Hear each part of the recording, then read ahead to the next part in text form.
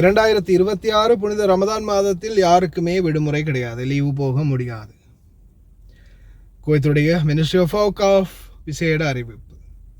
அஸ்ஸலாமு அலைக்கும் வரஹ்மத்துல்லாஹி வபரகாத்துஹு. அன்பார்ந்த அனைத்து உறவுகளுக்கும் இனிய மதிய வணக்கம். குவைத்தில் ரமதான் மாதம் வேலை நேரம் பற்றிய தகவலை சிவில் சர்வீஸ் கமிஷன் தெரிவிச்சிருக்கிறாங்க. அதே போல் மிக முக்கியமான தகவல், விடுமுறையே கிடையாது அப்படின்ற மாதிரியும் தெரிவிச்சிருக்கிறாங்க. இதில் முதலாவதாக குவைத்தினுடைய அரசு ஊழியர்கள் மற்றும் சில தனியார் ஊழியர்களுக்கு நெகிழ்வான வேலை நேரம் வழங்கப்பட்டிருக்கின்றது. இது குறிப்பாக பார்த்திங்கன்னா எதிர்வரும் பிப்ரவரி மாதம் 17 அல்லது 18, இன்ஷா அல்லாஹ் 19, சொல்ல முடியாது ரமதான் எந்த தேதியில் வருதுன்னு பிறகு காணப்பட்ட பிறகுதான் ஊர்ஜிதப்படுத்தப்படலாம். 19ஆம் தேதி, 18, 17, 18, 19 இந்த தேதிக்குள்ளே வரலாம் அப்படின்றது தான் ஆஸ்ட்ரோனாமிக்கலாக சொல்லியிருக்கிறாங்க.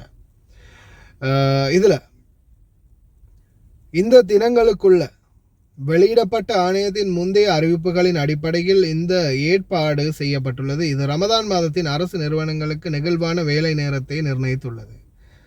இந்த வேலை நேரப்படி சிஎஸ்இயின் தகவல் அறிந்த வட்டாரங்களின்படி ஊழியர்கள் காலை 8:30 மணி முதல் 10:30 மணி வரை ஒரு நெகிழ்வான நேரத்திற்குள் தங்கள் நுழைவு நேரத்தை தேர்வு செய்ய முடியும். காலையில் 8:30 10:30 மணி வரைக்கும் ஸ்கூலில் இருந்து மற்ற எல்லா வேலை தளங்களும் பார்த்திங்கன்னா 8:30 தான் ஸ்டார்ட் ஆகுது வேலை. 8:30 10:30 மணிக்குள்ளே ஏதாவது ஒரு நேரத்துக்குள்ளே அவங்க என்ட்ரு போட்டு ஆகணும். அடுத்ததாக ரமதான் மாதத்தில் 3 முக்கிய ஊழியர் சலுகைகள் தொடர்வதை ஆணையம் உறுதி செய்துள்ளதாக வட்டாரங்கள் விளக்கின. இதில் அனைத்து ஊழியர்களுக்கும் வேலை நாளில் தொடங்கியுள்ள முடிவிலும் 15 நிமிட சலுகை காலம், பெண் ஊழியர்களுக்கு வேலை நாளில் முடிவில் கூடுதலாக 15 நிமிட கொடுப்பனவு மற்றும் ஏற்கனவே உள்ள விதிமுறைகளின்படி விடுப்பு அல்லது தாமதமாக வருவதற்கு அதிகாரப்பூர்வ அனுமதியை கோரும் திறன் ஆகியவை அடங்கும். பெண்களுக்கு மட்டும். இந்த பலன்களை கணக்கிடுவதற்கான வழிமுறையை அவர்கள் பின்வருமாறு தெளிவுபடுத்தினர். 15 நிமிட சலுகை காலம் அனுமதிக்கப்பட்ட இறுதி வருகை நேரமான காலை 10:30 மணிக்கு பிறகு தொடங்குகிறது. பெண்களுக்கு 10:45 வந்தாலும் 10:30 தானே, ஆமாம் 10:45 வந்தாலும் பிரச்சனை இல்லை அப்படின்ற மாதிரி தெரிவிச்சிருக்கிறாங்க. எந்த ஒரு தாமதமும் சலுகை காலம் காலை 10:45 மணிக்கு முடிவடைந்த பிறகு கணக்கிடப்படும். அனுமதி நேரங்கள் பணியாளரின் உண்மையான வருகை நேரத்திலிருந்து கணக்கிடப்படும். அது காலை 8:30 மணி முதல் காலை 10:30 மணி வரை அங்கீகரிக்கப்பட்ட வருகை நேரத்திற்குள் வந்தால் மாத்திரமே. நெகிழ்வான அமைப்புக்கு கூடுதலாக இந்த முடிவு அரசு நிறுவனங்கள் ரமதான் மாதத்தில் 5 நிலையான வேலை அட்டவணைகளில் ஒன்றை ஏற்றுக்கொள்ள அனுமதிக்கிறது. அதே நேரத்தில் அங்கீகரிக்கப்பட்ட சலுகை காலத்தையும் பராமரிக்கிறது. இந்த ஏற்பாட்டின் கீழ் ஒரு நிறுவனம் ஊழியர்கள் ஒரு நிலையான அட்டவணையை பின்பற்ற வேண்டும் அல்லது அங்கீகரிக்கப்பட்ட ஒரு விருப்பங்களில் ஏதாவது ஒரு அட்டவணையை தேர்ந்தெடுக்க வேண்டும் என்று அதன் பிறகு தேர்ந்தெடுக்கப்பட்ட வருகை மற்றும் புறப்பாடு நேரங்கள் கட்டாயமாகவும் நெகிழ்வானதாகவும் இருக்காது என்பதையும் தெரிவித்துள்ளது. 5 அங்கீகரிக்கப்பட்ட நேர இடைவெளிகள் காலை 8:30 மணி முதல் 1 மணி வரை, காலை 9 மணி முதல் 1:30 வரை, காலை 9:30 மணி முதல் 2 மணி வரை, காலை 10 மணி முதல் மதியம் 2:30 மணி வரை, காலை 10:30 மதியம் 3 மணி வரை. அதாவது 8:30 வந்தாங்கன்னா 1 மணிக்கு போகலாம், 9 மணிக்கு வந்தால் 1:30 போகலாம். இந்த மாதிரி கடைசியாக 10:30 மணிக்கு வந்தாங்கன்னா 3 மணிக்கு வேலை முடிச்சுட்டு வெளியாகலாம். ஒரு பணியாளர் ஒரு நிலையான அட்டவணையில் நியமிக்கப்படும் போது அவர்கள் நியமிக்கப்பட்ட வருகை மற்றும் புறப்படும் நேரங்கள் கண்டிப்பாக கடைபிடிக்க வேண்டும். மேலும் நிகழ்வான நேரத்தை தொடர்ந்தும் கடைபிடிக்க வேண்டும். இதில் என்ன சொல்கிறாங்கன்னா பார்த்தீங்கன்னா, இப்போ நீங்கள் ஏதாவது ஒரு அட்டவணையை தான் சூஸ் பண்ண முடியும். அதாவது நீங்கள் காலையில் 8:30 மணிக்கு தான் வேலைக்கு வர போகிறீங்க, ரெகுலராக இதைத்தான் சூஸ் பண்ண போகிறீங்க அப்படின்னா ரெகுலராக 8:30 மணிக்கு தான், காலையில் 8:30 மணிக்கு 1 மணிக்கு போகலாம். இல்லை நான் 9 மணியை தேர்ந்தெடுக்கிறேன்டா 9 மணிக்கு 1:30 போகலாம். இது ரெகுலராக அவங்க தேர்ந்தெடுக்கணும் அப்படின்றதையும் தெரிவிச்சிருக்கிறாங்க. அதே கடைசி 10:30 மணிக்கு வந்தாங்கன்னா 3 மணிக்கு வேலையை விட்டு போகலாம். இதை ரெகுலராகவே அவங்க காலையில் 10:30 பின்னர் 3 மணிக்கு போகிற மாதிரி அவங்க ஏற்படுத்தி கொள்ளலாம். பெண்களுக்கு வந்து 10:45 வரைக்கும் அவங்களுக்கு வாரத்துக்கான நேரம் கொடுத்துருக்குறாங்க. ஒரு 15 நிமிடம் எக்ஸ்ட்ராவாக கொடுத்துருக்குறாங்க.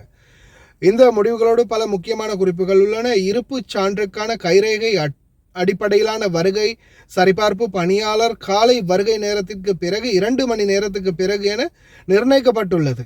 குறைக்கப்பட்ட வேலை நேரங்களுக்கு உட்பட ஊழியர்களுக்கோ அல்லது ஊதியம் பெறாத பகுதி வருகை ஏற்பாடுகளின் கீழ் உள்ளவர்களுக்கோ நெகிழ்வான வேலை நேர அமைப்பு பொருந்தாது. அவர்களின் வருகை 5 அங்கீகரிக்கப்பட்ட நிலையான அட்டவணைகளில் ஒன்றால் நிர்ணயிக்கப்படுகிறது. இந்த முடிவு தற்போது ஷிஃப்ட் அடிப்படையிலான அல்லது ஆன் கால் பணி முறைமைகளில் பாதிக்காது. மேலும் சிறப்பு செயல்பாட்டு தேவைகள் அல்லது தனித்துவமான பணி நிலைமைகளை கொண்ட அரசு நிறுவனங்கள் மொத்த தினசரி வேலை நேரம் 4.5 மணி நேரத்திற்கு மிகாமல் இருந்தால் ஒப்புதலுக்காக சிவில் சர்வீஸ் கமிஷனிடம் முன்மொழிவுகளை சமர்ப்பிக்க வேண்டும் என்பதையும் தெரிவித்துள்ளார்கள்.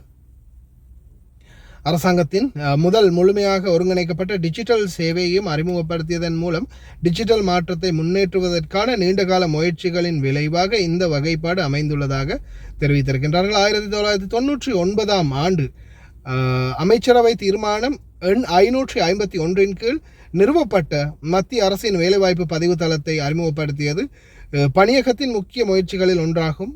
இது அரசாங்க துறையில் டிஜிட்டல் கண்டுபிடிப்புகளின் திவானை ஒரு தலைவராக நியமித்துள்ளது.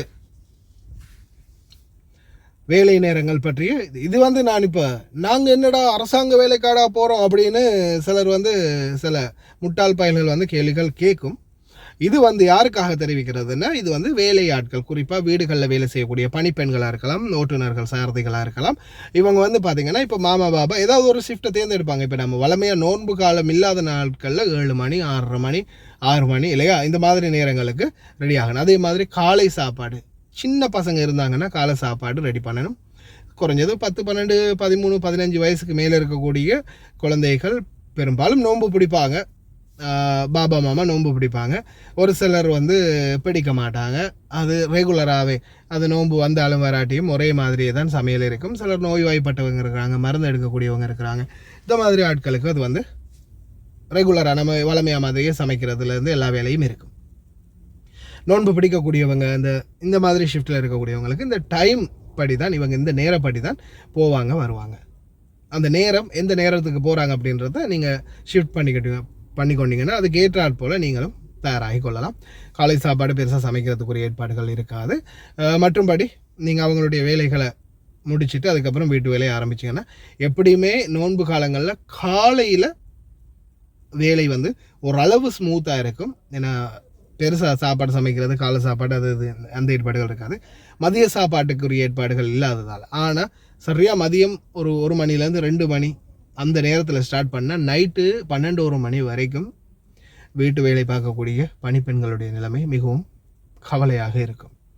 ஏன்னா ஒரு 2 மணிக்கு ஸ்டார்ட் பண்ணாங்கன்னா இஃப்தாருக்குரிய ஏற்பாடுகளை செய்கிறதுக்கு, நோன்பு திறக்கிறதுக்கு அது அப்படியோ நைட்டு 12 மணி வரைக்கும் கடைசியாக அவங்க மொத்தமாக சாப்பிட்டு முடிச்சுட்டு ஷஹரையும் செஞ்சுட்டு அப்படியோ போயிடுவாங்க.